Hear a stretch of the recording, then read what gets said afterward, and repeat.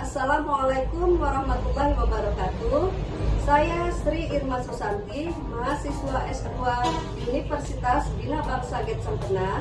Dalam kesempatan kali ini saya akan mempresentasikan mata kuliah teori permasalahan belajar di pendidikan dasar, yaitu dengan materi teori belajar. Teori belajar terdiri dari dua kata. Yang pertama adalah teori.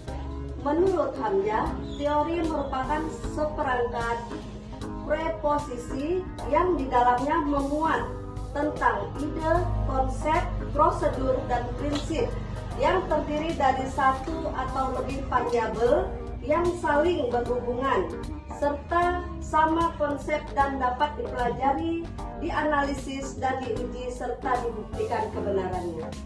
Sedangkan belajar merupakan proses perolehan kemampuan yang berasal dari pengalaman. Menurut Gagne dalam Katrin, belajar merupakan sebuah sistem yang di dalamnya terdapat berbagai unsur yang saling terkait sehingga menghasilkan perubahan perilaku. Sedangkan jenis-jenis teori belajar ada 5. Yang pertama, teori belajar behavioristik. Yang kedua, teori belajar kognitif.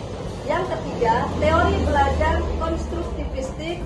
Yang keempat, teori belajar humanistik. Dan yang kelima, teori belajar sosial. Baiklah, kita masuki yang pertama, teori belajar behavioristik. Menurut Gagne dan Berliner, adalah dua orang yang membuat teori belajar behavioristik.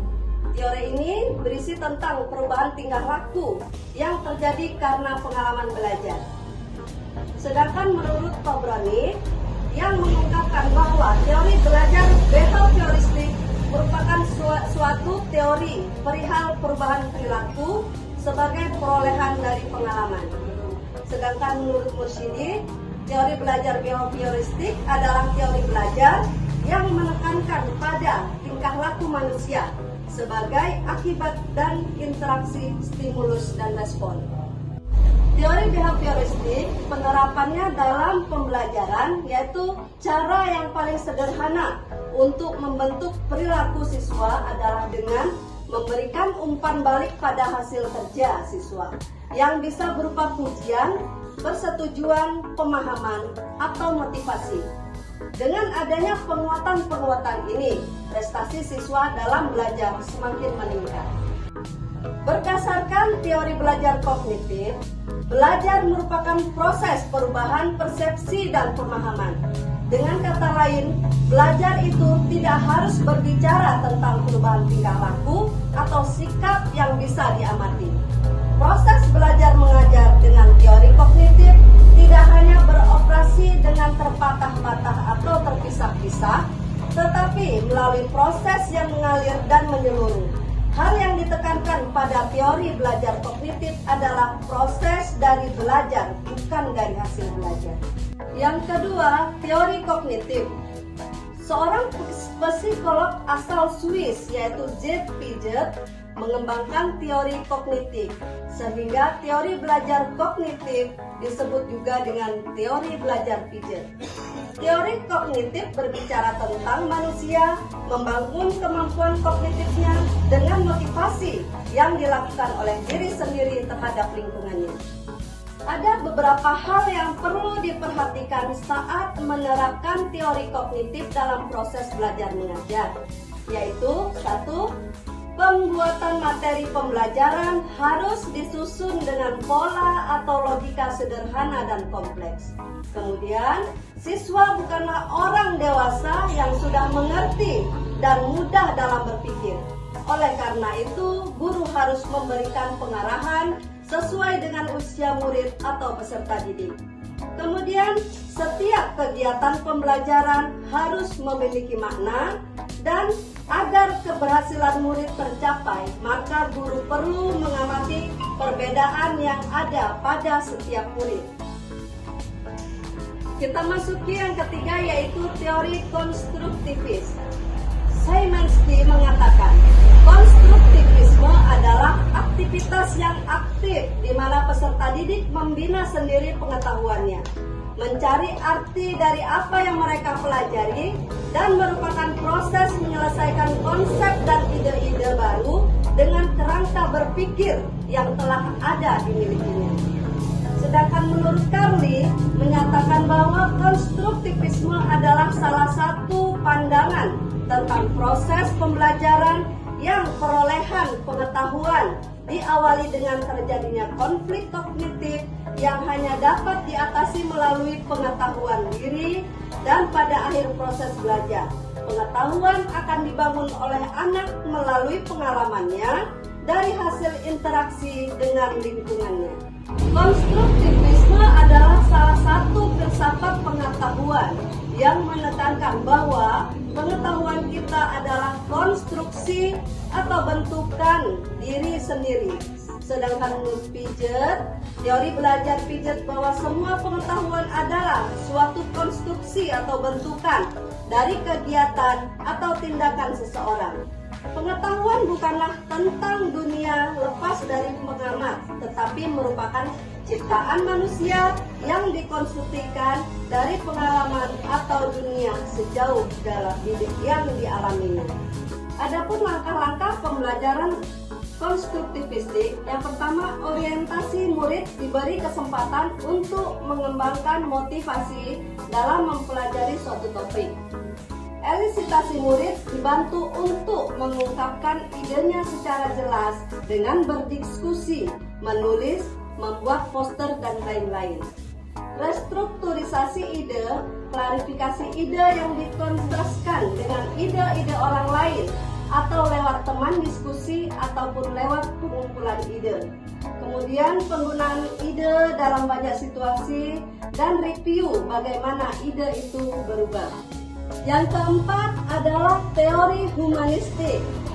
Teori humanistik menurut Arthur Holmes belajar bukan hanya tentang bagaimana menghafal materi, namun lebih dari itu. Belajar adalah bagaimana seseorang bebas mencari cara mereka sendiri dan bisa dilakukan lewat mana saja, selama hal tersebut membawa hasil yang baik bagi dirinya.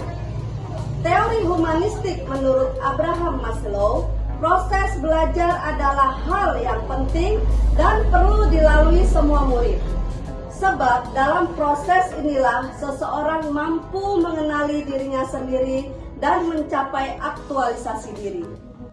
Ciri-ciri teori belajar humanistik lebih memfokuskan pada proses belajar itu sendiri. Seseorang akan menjadi yang lebih bisa mengeksplorasi diri. Fokus belajar ada dalam prosesnya saat seseorang menjalankan pendekatan belajar. Kemudian adanya peranan aspek kognitif dan aspek afektif. Kemudian mementingkan pemahaman dan juga pengetahuan dalam proses belajar. Kemudian mementingkan sikap dan perilaku diri ketika menjalankan proses belajar, dan tidak seorang pun mampu mengatur atau mendikte proses belajar yang benar pada setiap individu. Yang kelima adalah teori belajar sosial.